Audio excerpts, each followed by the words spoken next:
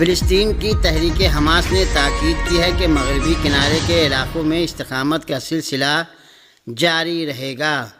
پاس today کی report کے مطابق فلسطین کی تحریک حماس نے تاکید کے ساتھ کہا ہے کہ مغربی کنارے کے علاقوں میں استحکامت کا سلسلہ جاری رہے گا اور ان علاقوں کے فلسطینیوں کی دربدری اور ان علاقوں کو مقبوضہ فلسطین میں شامل کیے جانے کی کسی بھی کوشش اور سازش کو کامیاب نہیں ہونے دیا جائے گا۔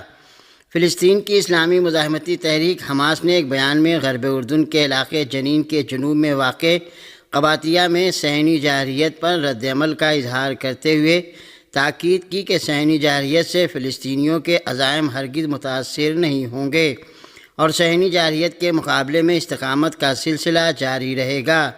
تحریک حماس نے اعلان کیا ہے کہ فلسطین کے تمام علاقے فلسطینیوں سے متعلق ہیں اور وہ فلسطین کا حصہ بنے رہیں گے اور ان علاقوں کو فلسطین سے جدا نہیں کیا جا سکے گا۔ تحریک حماس نے فلسطینیوں کے خلاف صہیونی جارحیت کا سلسلہ بند کروائے جانے کا مطالبہ بھی کیا۔ قابل ذکر ہے کہ غرب اردن کے علاقے جنین کے جنوب میں واقع قباطیہ میں صہیونی جارحیت میں 2 مزید فلسطینی عام شہری شہید ہوئے ہیں اور فلسطین کی مزاحمتی تحریک حماس نے ایک بیان میں ان شہادتوں پر مبارکباد اور تعزیت پیش کی ہے اور تاکید کے ساتھ کہا ہے کہ مغربی کنارے کے علاقوں میں استحکامت کا سلسلہ جاری رہے گا اور ان علاقوں کے فلسطینیوں کی دربدری اور ان علاقوں کو مقبوضہ فلسطین میں شامل کیے جانے کی کسی بھی کوشش کو کامیاب نہیں ہونے دیا جائے گا۔ غزہ پٹی میں مزید 27 شہیدوں کے جنازے اسپتالوں میں منتقل کیے گئے ہیں، جس کے بعد شہدائے غزہ کی کل تعداد 47,487 ہو گئی ہے۔ صہیونی دہشت گردی کے باعث تباہ شدہ عمارتوں کے ملبے تلے شہیدوں کی تلاش بدستور جاری ہے۔ غزہ میں فلسطین کے محکمہ صحت نے ایک بیان جاری کر کے بتایا ہے کہ گزشتہ 24 گھنٹے میں 27 شہیدوں کے جنازے اسپتالوں میں پہنچائے گئے۔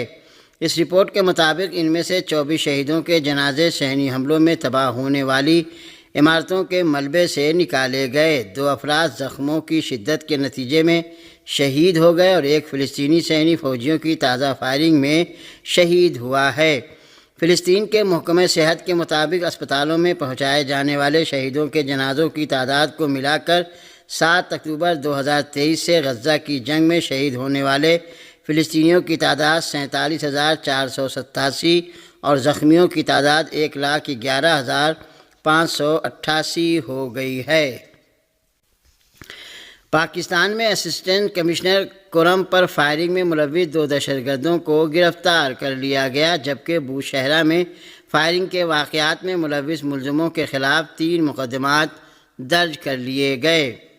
پاکستانی میڈیا ذرائع کے مطابق جمعے کو اسسٹنٹ کمشنر سعید منان پر فائرنگ کرنے والے 2 دہشت گردوں کو گرفتار کر لیا گیا۔ پولیس حکام کے مطابق گرفتار ملزمان کو نامعلوم مقام پر منتقل کر دیا گیا۔ واقعے کا مقدمہ بھی درج کر لیا گیا ہے۔ مزید افراد کی گرفتاری کے لیے کارروائی جاری ہے۔ دراصل گزشتہ روز بوشہرہ میں فائرنگ کے واقعات کے ملزمان کے خلاف 3 مختلف FIR درج کر لی گئیں۔ یاد رہے کہ نومبر 2024 میں لوئر کرم کے علاقے باغان میں ایک قافلے پر حملے میں 40 سے زائد افراد کے جاں بحق ہونے کے بعد کئی اشروں پرانے زمینی تنازعات کے باعث ہونے والی جھڑپوں میں کم از کم 130 مزید جانیں چلی گئی تھیں۔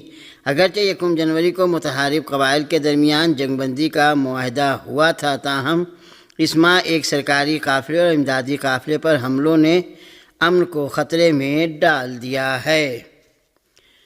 شام کے صوبہ حما میں مسلح دہشت گردوں کے حملے میں 5 افراد جاں بحق ہو گئے۔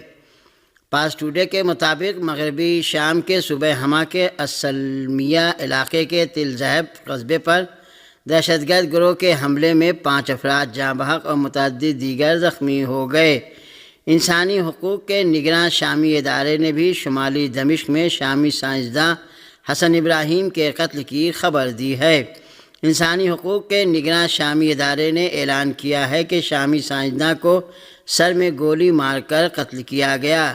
اس مرکز نے اعلان کیا ہے کہ حسن ابراہیم کو 5 روز قبل سائنٹیفک ریسرچ سینٹر سے ان کے کام کی جگہ سے اغوا کیا گیا تھا۔ شام میں مسلح گروہ نے 27 نومبر 2024 کی صبح سے شام کے سابق صدر بشار الاسد کو اقتدار سے ہٹانے کے لیے حلب کے شمال مغرب اور جنوب مغربی علاقوں میں اپنا آپریشن شروع کیا اور آخر کار 11 دن کے بعد انہوں نے شام کے دارالحکومت دمشق پر اپنے کنٹرول کا اعلان کیا اور بشار الاسد کے ملک سے نکل جانے کا اعلان کیا۔ اس کے بعد سے شام بدستور بدامنی اور عدم استحکام کا شکار ہے۔ اقوام متحدہ کے رابطہ دفتر برائے انسانی امور اوچا نے اعلان کیا ہے کہ 2025 میں افغانستان میں تقریباً 2 کروڑ 3 لاکھ افراد کو انسانی امداد کی ضرورت ہوگی۔ العالم کے مطابق اقوام متحدہ کے رابطہ دفتر برائے انسانی امور اوچا نے ایک رپورٹ میں اس خبر کا اعلان کرتے ہوئے کہ 2025 میں افغانستان میں تقریباً 2 کروڑ 3 لاکھ افراد کو انسانی امداد کی ضرورت ہوگی کہا ہے کہ 39% خاندانوں کو پانی کے ذرائع خشک ہونے کی وجہ سے پانی کی قلت کا سامنا ہے اور 23% افغان آبادی اب بھی غیر صحت بخش پانی کے ذرائع استعمال کرتی ہے، جو کہ انتہائی خطرناک صورتحال ہے۔ رپورٹ میں یہ بھی کہا گیا ہے کہ 28% افغان عوام صحت عامہ کی خراب حالت میں ہیں، جس کی وجہ سے بیماریوں کے پھیلاؤ میں اضافہ ہو رہا ہے۔ اوچا نے زور دیا کہ اس نازک صورتحال میں فوری اقدام کی ضرورت ہے اور اس نے انسانی امداد کو ضروری بنا دیا ہے۔ اس سے قبل ورلڈ فوڈ پروگرام نے خبردار کیا تھا کہ افغانستان میں لاکھوں خاندانوں کو موسم سرما میں خوراک کی کمی کا سامنا کرنا پڑے گا۔ سویڈن میں عراقی عیسائی پناہ گزین سلوان مومکا کی ہلاکت کے چند روز بعد ڈنمارک کی انتہائی دائیں بازو کی ہارڈ وے پارٹی کے رہنما راسموس پالوڈان نے ایک بار پھر گستاخانہ حرکت میں قرآن پاک کو نذر آتش کر دیا۔ سویڈش میڈیا کے مطابق پالوڈان نے ایک سوشل میڈیا اکاؤنٹ پر ایک پیغام میں کوپن ہیگن میں ترکیہ کے سفارت خانے کے سامنے اپنے اس گھناؤنے فعل کا اعلان کیا۔ رپورٹ کے مطابق ڈنمارک کے اس سیاستدان نے ایک بار پھر قرآن پاک کی توہین کی۔ حالانکہ اس سے قبل ڈنمارک کی پولیس نے مومکا کی موت کے بعد اس گھناؤنے فعل کی ممانعت کا بیان جاری کیا تھا۔ اور آخر میں یہ خبر کہ امریکی ریاست پنسلوانیا کے شہر فلاڈیلفیا میں طیارہ حادثے میں ہلاکتوں کی تعداد 7 ہو گئی ہے، جبکہ اس حادثے میں 19 افراد زخمی بھی ہوئے ہیں۔